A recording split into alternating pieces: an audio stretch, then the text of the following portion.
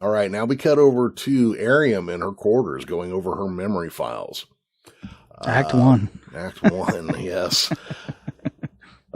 She's reviewing some memories of her and her husband before she received her cybernetic alterations. And then she starts going through memories aboard the ship. What it is basically she's got memory space for, what is it, about a week's worth of thoughts? Or a week's worth of history? And I don't know. I don't know what their limit is. Yeah.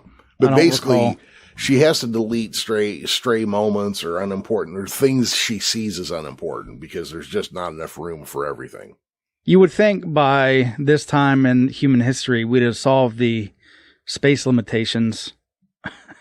Well, yeah. I guess we have to write it from now, but you look at just our thumb drives and how much room they have now, Yeah, plus they're obviously writing this to an SQL drive, or SQL database, so I guess can only hold so much. Well, this is true. Maybe we lost a lot of technology after World War III, I mean, it could be. Yeah. Maybe that's fair. Yeah, maybe we lost a lot of tech right there. So she's going through deleting her memories. Tilly kind of comes bebopping in, telling her she needs to make sure she saves all of her memories with her and Tilly together. Airiam cracks a joke that those are the first ones she deletes. Tilly, of course, starts poking around other people's personal property and notices a little vial with sand next to a picture, and realizes it's sand from the beach from when Airiam and her husband pre-accident walked across that beach together.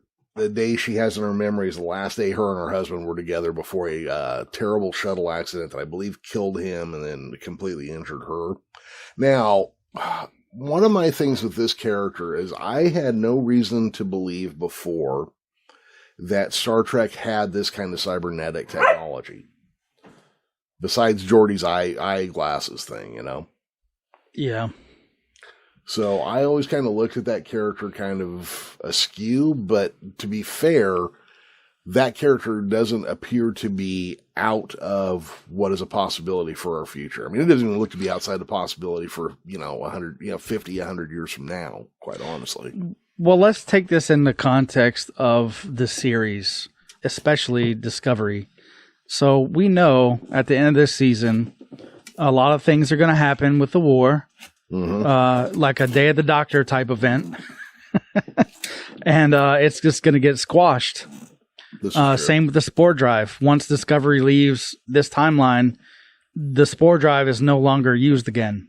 So I'm gonna say here that once this thing with Airiam happens, they do not do that anymore. They don't enhance a person that much anymore because of this exact thing. So I don't necessarily have a problem with them treating Airiam like they do here and then us never seeing that kind of thing again. It kind of makes sense to me when you put it in the context with Discovery. Yeah, because part of me, having Pike walking around that bridge with Airiam there kind of went well, wouldn't that solve his whole wheelchair problem? But I can see what you're saying. We'll just kind of push that under the rug and we won't reference her again. Well, I mean, it's we see parallels to this in real life, where a technology kind of, maybe not officially we see this, but we see a technology get a little out of hand and then we don't produce them anymore.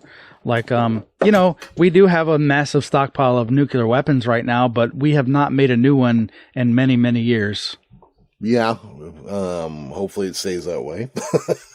Hopefully we can get rid of them all, but that's not going to happen. Not going to happen.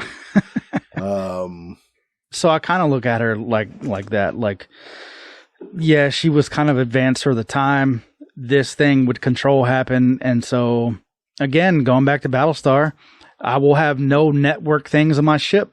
It could be a similar thing. I will have no cybernetic enhanced humans on my ship again. No, that would make total sense. I mean, it's kind of racist, but I can certainly see it. It's no more problematic than saying, genetically engineered or selectively bred people are are going to prison in the Federation. Well, I mean, yeah, since you brought it up, it's kind of like what's going on with Una in season 1, at the end of season 1 of Strange New Worlds. Yeah. She is a genetically modified human, and the Federation does not take too kindly to that, and I think this might be one of the reasons why. Well, that would certainly make sense. Granted, Airiam is not genetically modified. Well, I mean, maybe she is, but she is biologically modified for sure. Oh, absolutely. Cybernetically at the very minimum. Yeah, there you go. Yeah. That's the word. Cybernetically modified. That's what I was looking for. Yeah, absolutely. Tilly then tells Airiam that she needs help trying to decrypt Tyler's messages. And so Airiam's like, well, I guess my memories aren't going anywhere, so I'll be happy to give you a hand.